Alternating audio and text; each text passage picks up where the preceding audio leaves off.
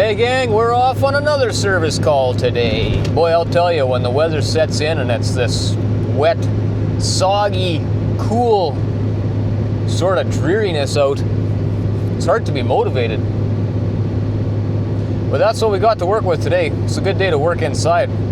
So I'm heading off to the city today. Got a Genset that's down. Actually, it's been down for quite a while.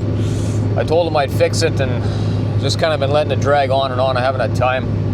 But when the weather gets cold and wet like this, it really slows down harvest and it gives me a chance to get out there and get a few more things done. So kind of trying to get caught up. Anyways, you've seen videos on this one before, a video. I've worked on this a bit. I think I did one video on changing the front main seal on this one, and as far as I know, that's all good. But they did call me and let me know that this thing is leaking coolant all of a sudden, making a big mess in there. And I went, uh-oh, because what, a year and a half or 2 years ago, I did a water pump on that motor. And so then when you hear that you got a coolant leak after you did a water pump, I give a year of warranty on all my repair work. And so the first thing in your mind is, oh no, what did I do wrong? So anyway, I did go and check it out one time when I was in town there. And it looks like it's leaking from an O-ring in the block. So not exactly sure what's going on there. I'm gonna go get it apart the rest of the way today and get that thing fixed so that if the power goes out, they don't lose their sewer pumps. But man, this weather, I'm dragging today again. I went and did a tailings elevator chain in a combine this morning and had a real quick auxiliary light issue that wound up being a real simple, no big deal thing. Had one bearing we changed on there too, so that was my morning. Now I'm heading out in the afternoon to get this done. So, but I gotta make a stop first. I'm dragging. Hello, could I get a medium double, please? Yeah, anything else? That's all. Yeah, please. Thank you. Hello.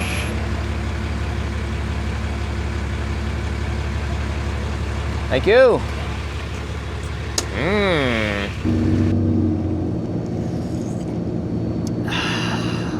Everything's gonna be okay. No, it's definitely not. There's trouble coming. You know, there are people that watch this channel from all over the world. You know, Mexico, Australia, of course, the great US of A. You got people from England, Russia, Germany. There's just so many places where people have left comments and let me know where they're from, and I just think that's the coolest thing. But those of you that don't know what Tim Hortons is, if you don't have an opportunity to have Tim Hortons coffee where you live, I feel bad for you. There are a lot of things about Canada that I like, a lot of things that I don't like. Even though I've never been much of a hockey nut, I guess, sipping a Tim's coffee, watching the hockey game is about as Canadian as it gets, I guess. I love my Timmy's coffee. And on days like this where everything is just kind of draggy and a little low on ambition, a nice cup of Tim's coffee tends to perk a guy up.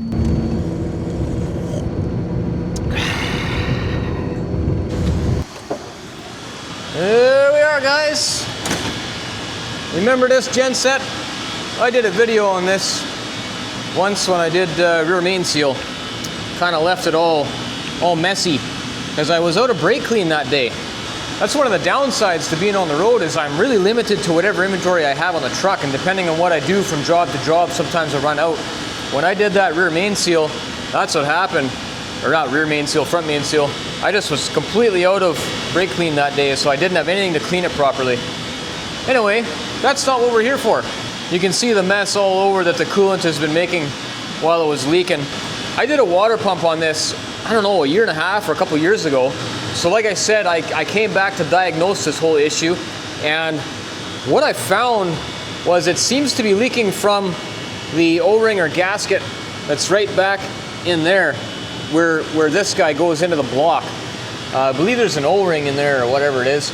So I gotta take this whole thing completely apart again and find out what happened there. I really don't know what the deal is. Shouldn't have failed, but we're gonna find out here. So the first step, as always, is to make sure that we're in the off position so that thing can't start itself when I'm working on it. I don't need that fan in there knocking on my head while I'm in here trying to take the water pump pulley off or something, you know. And after that, we got to get the coolant drain. So down underneath here, in the back, kind of in the dark there, is where the drain plug is. So there's not a lot of room to work, but I think I can take my drain pan and stick it in kind of underneath that pipe. I think I can get it from there. Then once that's full, I'll have to dump it in the pail and then just keep on going back and forth. There it is, draining away. We'll see how much is still in here. Obviously, it's spilled a lot of it. Looks pretty empty down in the tank. Pretty cruddy looking too. Ugh.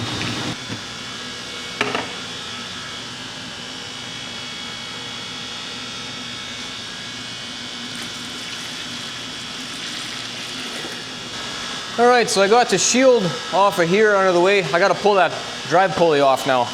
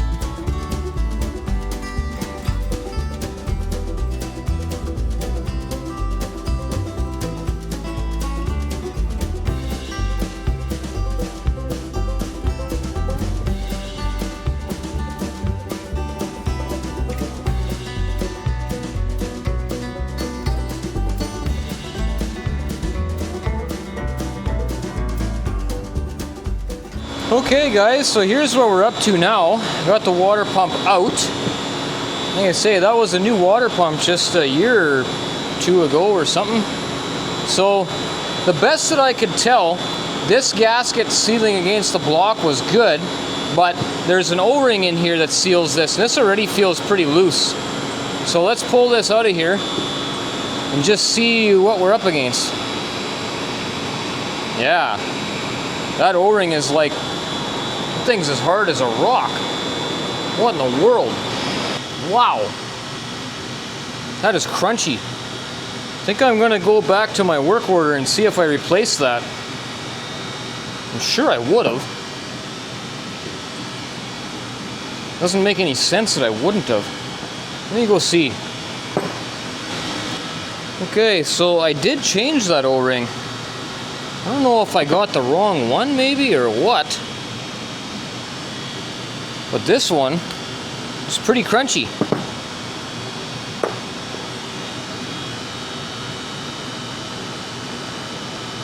Weird. All right, I'm gonna get a replacement.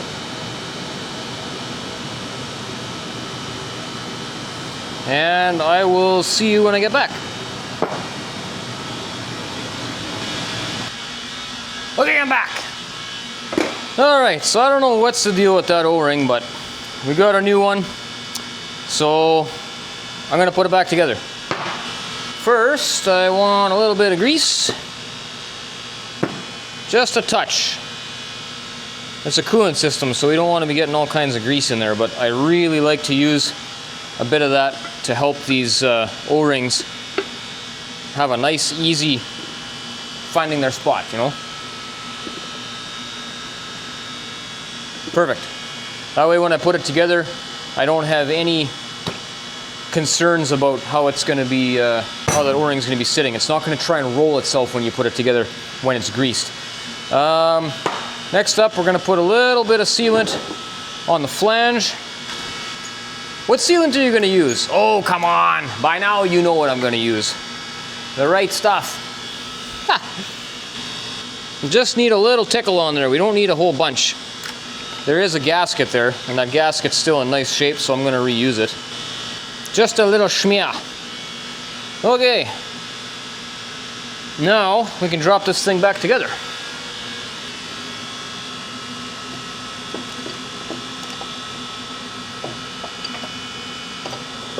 That guy slid in there. Like that, okay.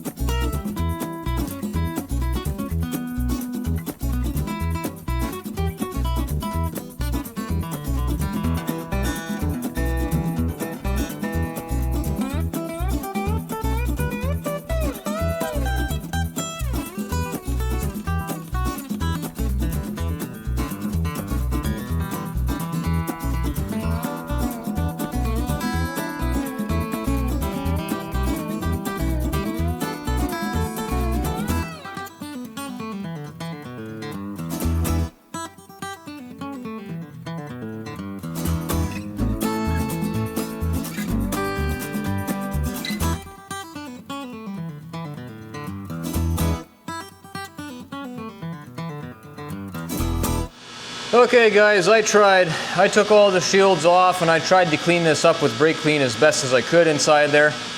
But the problem is, here in Canada, brake clean doesn't work anymore. The environmentalists came along and said, VOCs are bad for the environment, and brake clean has VOCs, so you can't use brake clean anymore. Okay, like, I get it. So brake clean's got stuff in it that's not good for the environment. So what are we gonna do about it? Well, stop using it. Well, stopping using it is not a solution. I need that stuff. I need that stuff, brake clean that works. I gotta clean oil off of stuff. What's the solution? Well, I don't know, that's your problem. Well, actually, I didn't have a problem until you came along and made my life harder and more expensive. So I need something to be able to clean this oil off of here, and there was a time when I would use a can of brake clean, spray that oil off, and everything's done and cleaned up. So I need a solution. What can I use to clean this? Well, you use brake clean without the VOCs in it. Okay, I did that. And I got used $20 worth of brake clean, and I got about as much of this clean as if I would have just wiped it with water. It's not a very good solution. So why don't we rather keep using brake clean with VOCs until you can figure out a solution? Oh, can't do that. It's bad for the environment. It's not my problem. Oh, you're right. Environmentalists are the problem. No, I get it. I want my kids to breathe clean air too. But these people just outlaw everything, call it bad for the environment, make it disappear, or make it so that all these products don't work anymore, and they don't come up with any answers or any solutions. Okay, it's bad for the environment. Let's fix that. How do we fix that? Just not using stuff is not the answer. Petroleum products are bad for the environment, but if we just stop using all petroleum products, I mean, the majority of the world is gonna die. That's the reality of it. I could go on, but I probably better not. I'm already gonna get yelled at, probably. It is frustrating though when the people that have the authority to come up with all this laws and regulations don't have the responsibility to come up with an actual solution. I should be test running this before I put all these shields on, but the truth of the matter is this engine, after I run it, is gonna be really hot.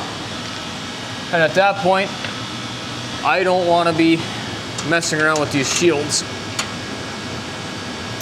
So today I'm going to be confident in the work I did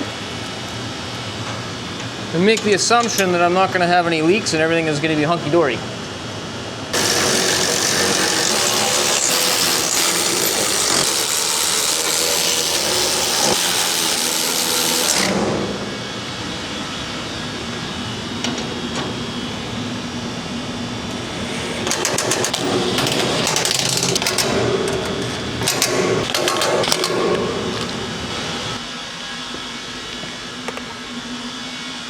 I'm not bitter.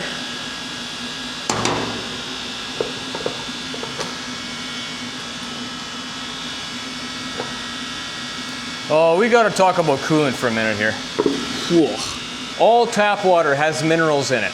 Doesn't matter if it's town water, well water, dugout water, creek water, whatever, I don't care. It all has minerals, and what happens is over heat cycles in an engine like this, the minerals settle out and they stick to the walls of the rad, the engine, all over the place, and that's just the way it is. If you use a pre-mixed coolant, they are mixing that with like distilled water or something like that. It's as pure as you're gonna get. It's got the least amount of deposits as you can possibly get. So don't waste your time with the cheaper concentrate and then mixing that with tap water. It's a bad idea. Just spend that little couple extra bucks, save the time, and just use premix. And I promise your liners won't get pitted as bad, and you won't get scale buildup like this all through your motor. In this case, I plan on reusing the coolant that came out of here because I did the water pump like a year and a half ago and I put new coolant in, so it's new coolant in here. The problem is I forgot to bring a rag to filter it. So I'm gonna have to use my sweater. Oh, my wife is gonna love me when I come home with this one.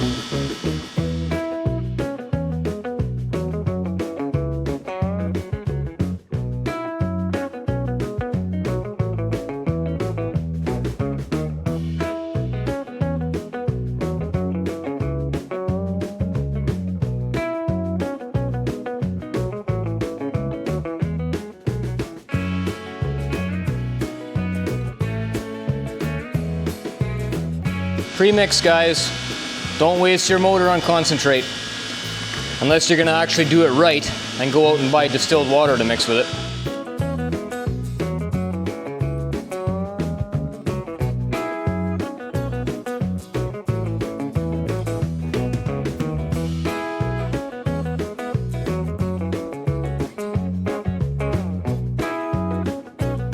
That's right where we want to be.